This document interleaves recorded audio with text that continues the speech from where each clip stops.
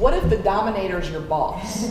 You know, it is so funny. Or the wrangler. Or the wrangler. You know, it's so funny. And sometimes it's you. She said, what if the dominator is your boss? And I'm just laughing inside because I speak a lot, and I've spoken at a lot of project management conferences around the world. And I tell you what, it's at least always the third question is, what if the issue is my boss or my manager? Not that that's my situation. I know, not yours, because you're probably sitting next to your boss. Yes.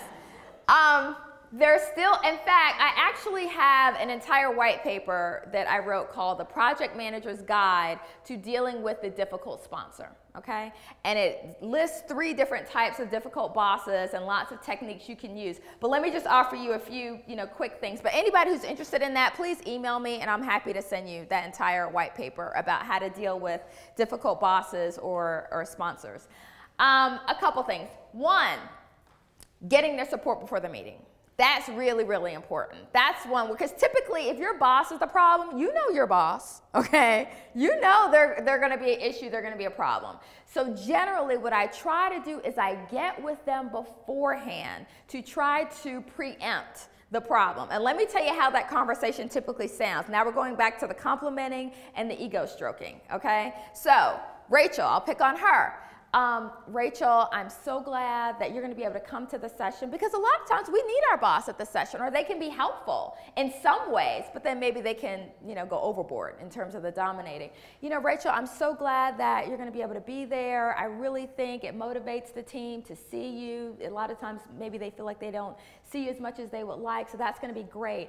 My only concern is I'm just worried, because everybody respects you so much, because everybody really looks up to you, I'm just worried that when we try to get into the conversation about, what's not working well or suggestions, that everybody's pretty much just going to say whatever they think you want to hear, Or if you jump out there with some ideas and suggestions, we're not going to hear any different ideas and suggestions. And I know how important it is to you that we get candid feedback from the team. I know how important that is. And so I was just racking my brain last night trying to figure out, what do you think we should do about that? Because I just don't want them to feel that, influence and feel like you're kind of, taking over or being overly spotlighted. What do you think we need to do?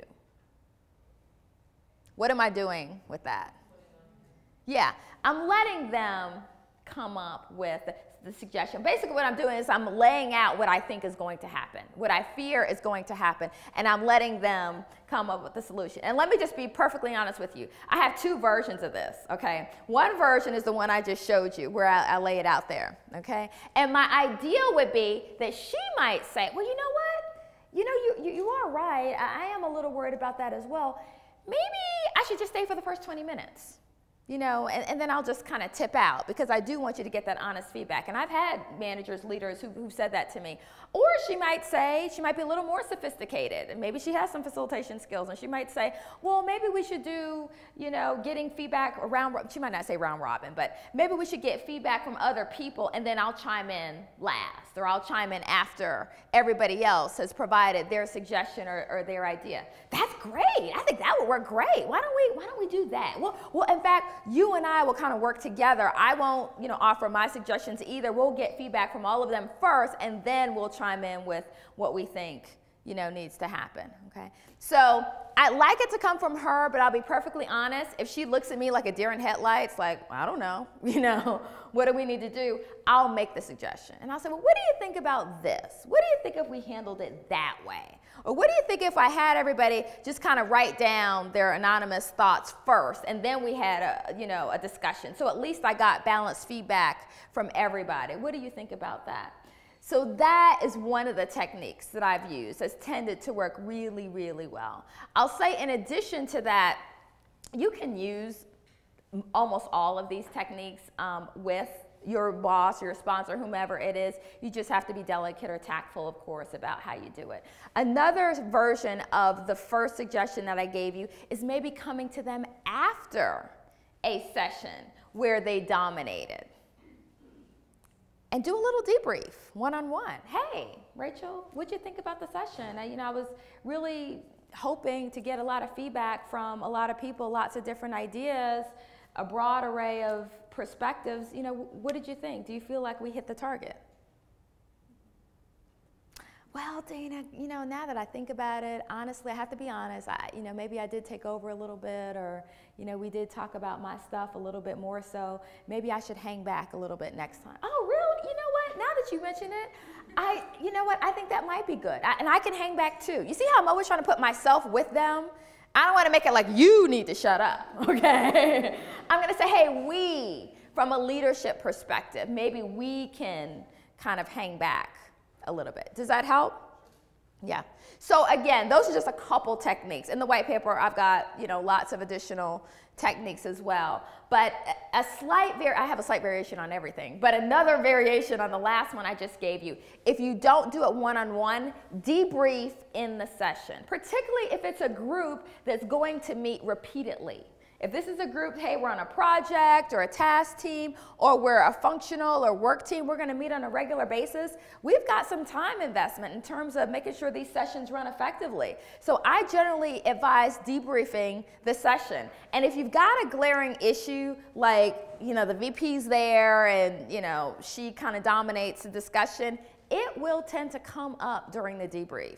And so by debrief, this is what I mean. You just take a flip chart. On the left, you write WW for worked well. On the right, DD for done differently.